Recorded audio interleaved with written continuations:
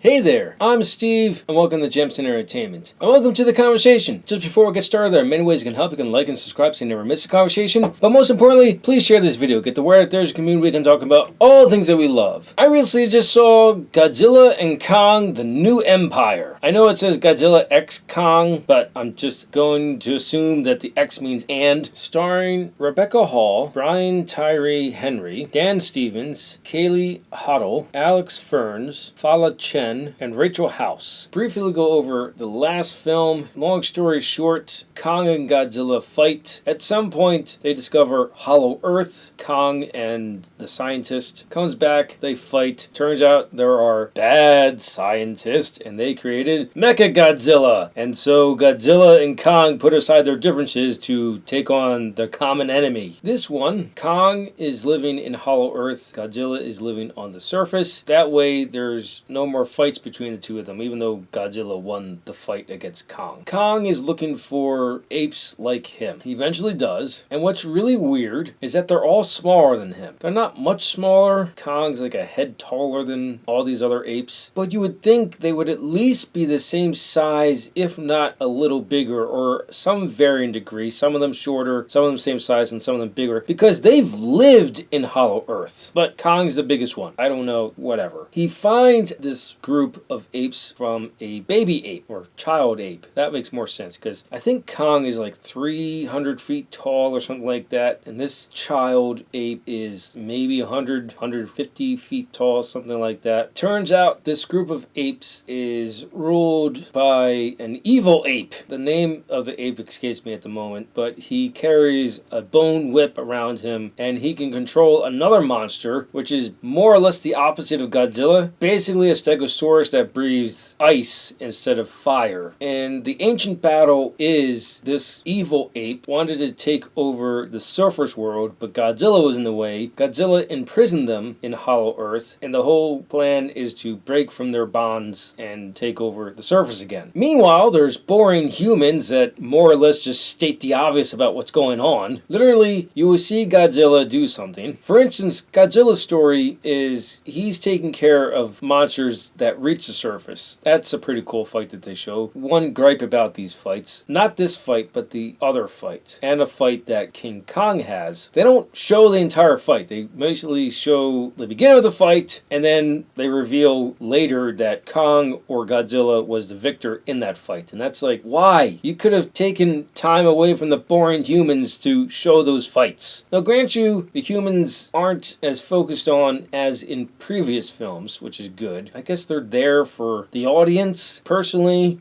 I don't need them. It's a big, dumb monster movie. That's all I go there for these for.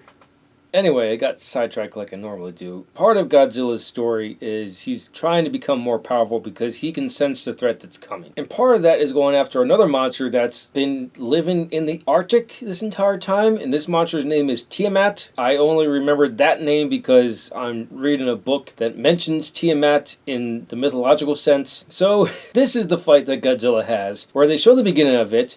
Well, okay, they do kind of, I don't know. Anyway, after that, he goes into Tiamat's lair. You can physically see him do it. And then you have a stupid human on a submarine. He's like, he's going into Tiamat's lair. It's like, okay, grant you, he's telling his superior officers or whoever he has to answer to what's going on. But you really didn't need that 2-second piece of dialogue in there. You could have just had them watch Godzilla go into Tiamat's lair. Because there is a ton of visual storytelling in here that works. They have to have visual storytelling in here because of Kong and Godzilla. Now, it was shown in the last film that Kong knows sign language, but he can only really, well, he can communicate with anyone that knows sign language, but he chooses to communicate with this one girl who has her own psychic connections. Like, they just write things in there. Did she have that ability then, or is it only to serve the plot in this one? But again, I don't care. I'm here to see the big monsters fight each other and do big monster things like destroy cities.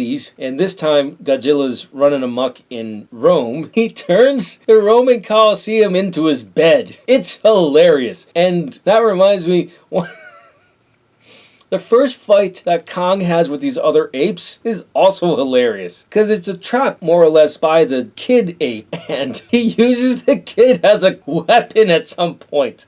God, I love these movies for how dumb they can be. Obviously, I enjoyed myself with this movie. I recommend, if you can still catch it in theaters, that you do. I would recommend that you get this on Blu-ray. Those are my thoughts on Godzilla X Kong, or Godzilla and Kong, The New Empire. Let me know your thoughts in the comments below. Thank you for watching, and live your imagination.